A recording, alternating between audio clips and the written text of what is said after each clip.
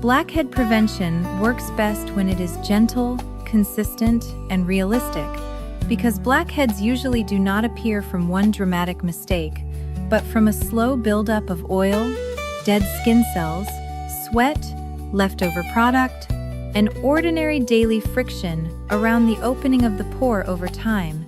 So the smartest goal is not to attack the skin, but to keep the skin calmer, cleaner, and less congested without creating fresh irritation.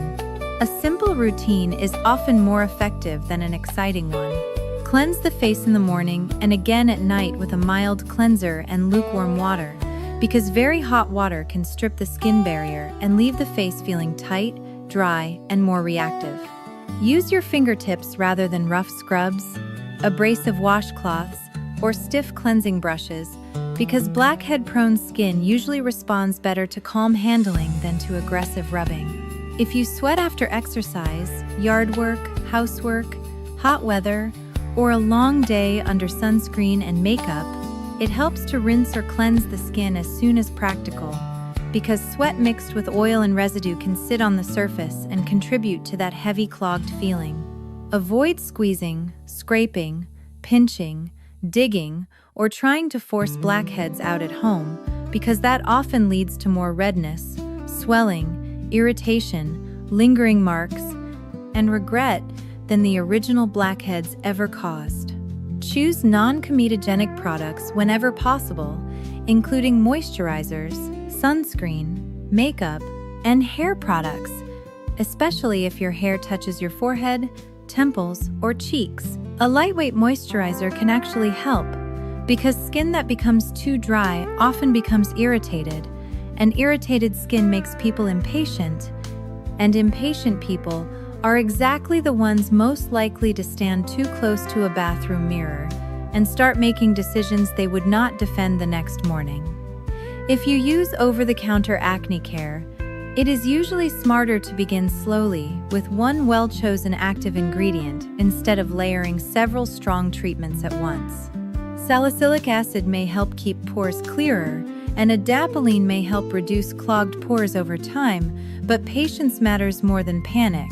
Improvement usually comes from steady use over time, not from one dramatic weekend of treating your face like a chemistry experiment. Remove makeup before bed. Change pillowcases regularly. Clean the things that touch your face often, like phone screens, eyeglass frames, hat bands, and helmet straps. Keep heavier oils and styling products away from acne-prone skin when you can.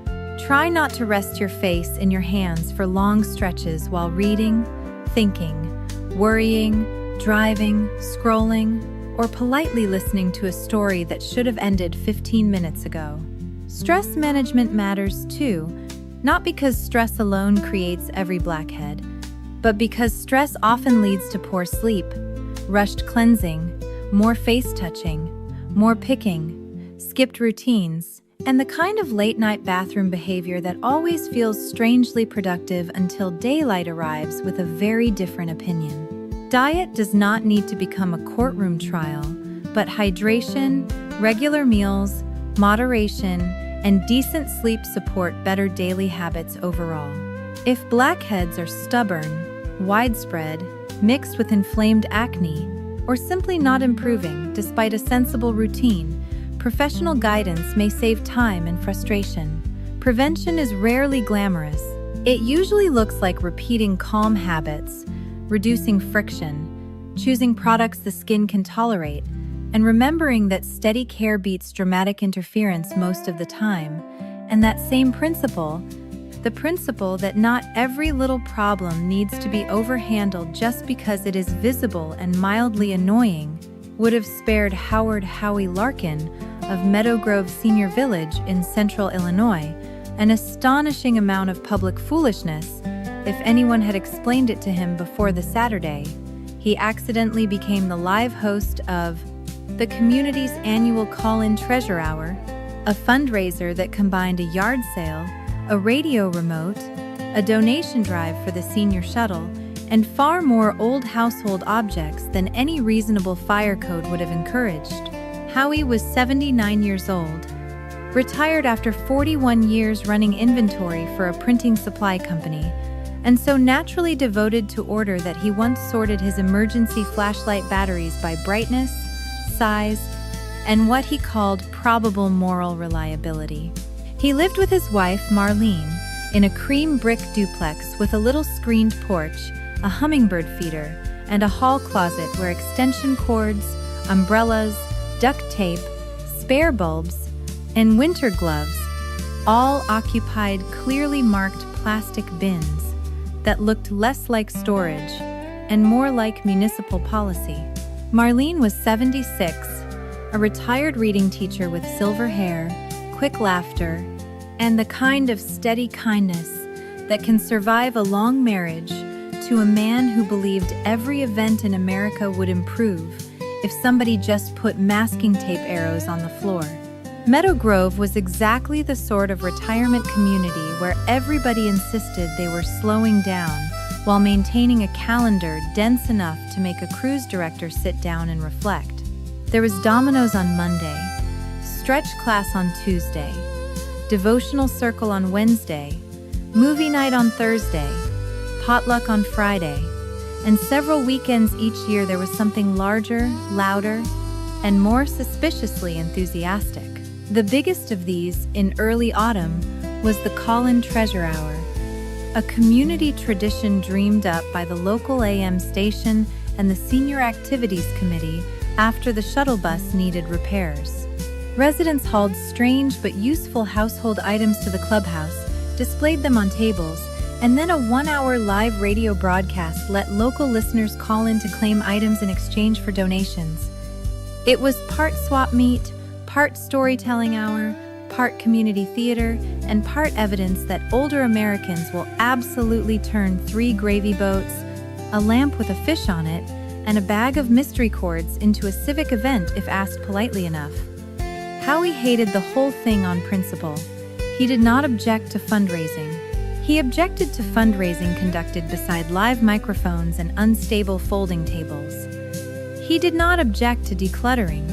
He objected to decluttering in public, where people could become sentimental about toaster ovens and develop opinions about casserole dish lids. Most of all, he distrusted the radio part. Nothing good, he said every year, has ever come from putting a live microphone near a room full of old stories and extension cords. Marlene loved it. She loved the local charm, the weird objects, the calls from listeners, the old songs playing between segments, and the way practical people got unexpectedly attached to things they had been trying to get rid of 15 minutes earlier. Howie's closest friends at Meadow Grove were Dean Hollowell, age 80, retired tire dealer, hard of hearing whenever anyone asked him to help set up chairs, but fully alert when coffee cake appeared. Phyllis Mercer, 73, former church secretary with neat handwriting, quick opinions, and a smile that usually meant somebody else was about to become the punchline. And Walter Nix, 78, widower, retired school bus driver, owner of 3 bolo ties and 1 laugh that sounded like a porch swing discovering good weather. The usual host of Call-In Treasure Hour was a broad-smiling former radio salesman named Buddy Trimble, a man who could make a cracked ceramic goose sound like a once-in-a-lifetime opportunity. Buddy wore bright plaid sport coats, loved catchphrases, and believed no room was too quiet to be encouraged loudly. Unfortunately, on this particular Saturday, Buddy woke up with what he later described as a breakfast-related betrayal involving sausage gravy and overconfidence. Marlene got the call because she was already at the clubhouse helping put item tags on tables. By the time Howie arrived, carrying a box of mismatched serving bowls and one deeply private hope that he could stay near the back and remain officially uninvolved, she was waiting at the door with the careful expression that meant she knew trouble was already walking toward him. "No," he said before she spoke. "You don't even know what I'm going to say," she replied. "Your face has already filled out the paperwork." At that exact moment, the event chair, Miss Colleen Draper, came striding across the room with a clipboard in one hand and two pencils tucked behind one ear. Colleen was 68, formerly a loan officer, and had the unstoppable efficiency of a woman who had spent 3 decades making adults sit down, sign things, and stop improvising with envelopes. "Howie," she said brightly. He raised one hand. "No, you don't know what I need. You are walking too fast for it to be anything I want." Colleen stopped right in front of him.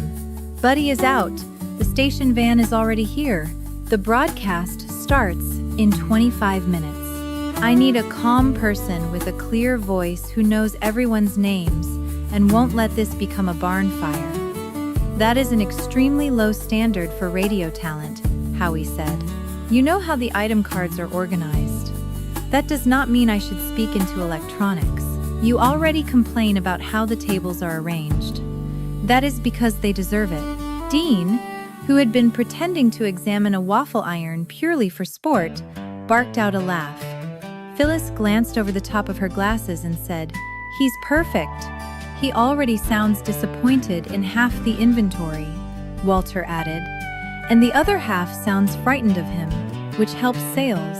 Marlene folded her arms and delivered the last betrayal in the calm tone only wives can manage. "He does have a very trustworthy microphone voice when he's annoyed." "That," Howie said, "is not support. That is spousal sabotage wearing lipstick."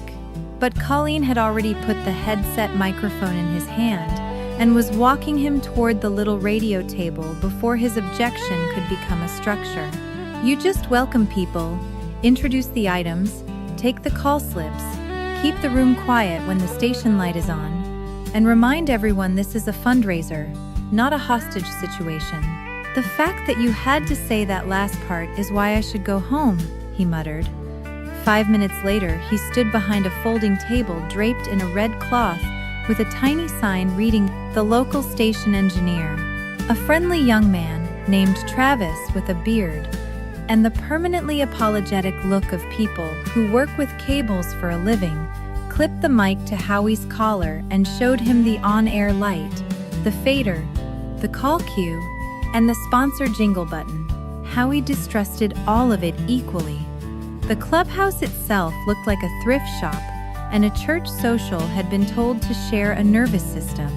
One table held dishes, another held lamps, another held mystery kitchen appliances, and a long sidewall displayed books, blankets, costume jewelry, framed prints, one small fan shaped like a pineapple, and an electric pasta maker no one seemed willing to claim openly.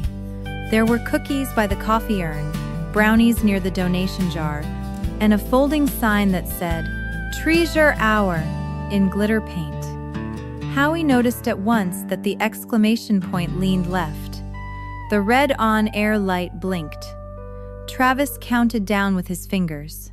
The local station jingle played. Howie took one breath and said, "Good morning. This is Meadow Grove's Call-In Treasure Hour, where local donations support the senior shuttle, and, with any luck, several of us also leave here with fewer objects than we brought." The room laughed immediately. Even Howie looked faintly betrayed by that. He continued because motion was safer than thought. "Please remember, All items go to the first caller who commits to the donation amount. No one in the room is to shout answers toward the phone. And if you brought an item you're secretly hoping no one chooses, I ask that you reflect on your motives privately. Bigger laughter. The station engineer gave him a thumbs up. Colleen put one hand over her heart like a woman watching a weak bridge unexpectedly hold. The first item was a blue enamel pie carrier with a flower decal on the lid. Howie lifted the card and said, "Our opening item is a pie carrier of admirable sturdiness and uncertain emotional history. Suggested donation, $10. If your church still trusts potlucks, this may be your moment." The phone rang immediately. Travis signaled. Howie pressed the button and said, "You're live." The caller, a cheerful woman from 2 towns over, said she wanted the carrier for $12 because nothing says hope like transport with a handle. Howie paused and then replied, "Madam, that is not technically how I would phrase it, but the carrier is yours." The room laughed again. Next came a waffle iron, a basket of vintage motel keychains, a lamp shaped like a trout, a nearly new cardigan, and a box of jigsaw puzzles that had been described on the donation card as probably complete. Howie read each description with the grave exactness of a man reporting on mildly suspicious weather.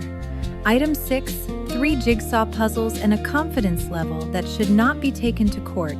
Item 8, a table lamp shaped like a fish, suitable for a den, a cabin, or a household unafraid of questions. Item 10, cardigan in forest green, lightly worn, no detectable drama. The audience in the room was now staying near the radio table, not because they wanted items, but because they wanted his next line.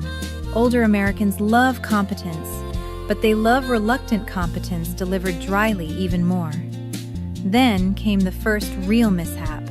A woman from Building C had donated a decorative porcelain chicken clock with moving eyes that no one in polite society wanted to own twice. Howie held up the item card and said, "We now offer, and I say this with no personal agenda, a porcelain kitchen clock shaped like a chicken with a facial expression, best described as supervisory." The room was already laughing when the cat arrived. Meadow Grove had a semi-official clubhouse cat named Button, a gray tabby who belonged to no one and everyone, and had spent 6 years roaming hallways with the confidence of a dean. Button chose that exact moment to jump onto the radio table in pursuit of nothing visible. Step directly onto the little sound effects pad Travis had carelessly placed too close to the edge, and trigger a loud pre-recorded chicken cluck over the live broadcast. There was one stunned second of silence. Then the whole room disintegrated. The radio speakers boomed with the absurd artificial cluck. Button sat down and licked a paw, as if he had contributed something tasteful. Howie looked at the cat, looked at the clock, looked at the blinking on-air light and said, "Well, we appear to have entered a level of product demonstration not covered in our original plan." The room howled. Even Travis had to turn away from the board because his shoulders were shaking. The station line lit up again immediately. The caller on the line said, through laughter, that she would take the chicken clock for $15 on the strength of the endorsement.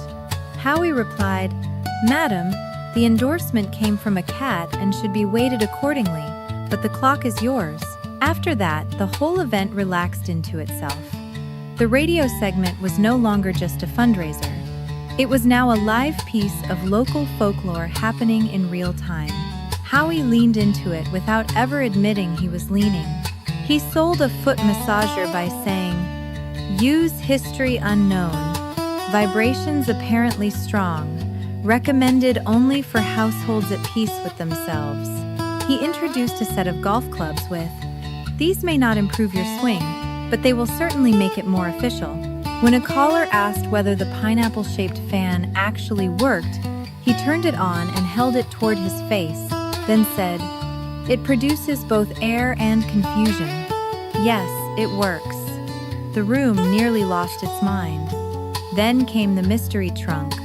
every event like this ends up with one object that behaves like a dare. This year, it was a small cedar trunk donated by a woman moving to assisted living. The tag read simply, "Keepsakes or useful things." Suggested donation, $20. That wording alone was enough to make Howie distrust it. "Ladies and gentlemen," he said, hand on the lid, "we now have a cedar trunk described by its donor as containing either keepsakes or useful things, which is the broadest item category since weather." Colleen whispered, "Open it a little." "No," Howie whispered back. "We are not conducting archaeology live on air." Unfortunately, Walter had already heard the whisper and announced to the room, "Open it." The crowd took it up at once because older Americans will turn almost anything into a chant if they smell harmless drama. Howie resisted for 12 solid seconds, which is an excellent effort by community event standards. Then he opened the trunk.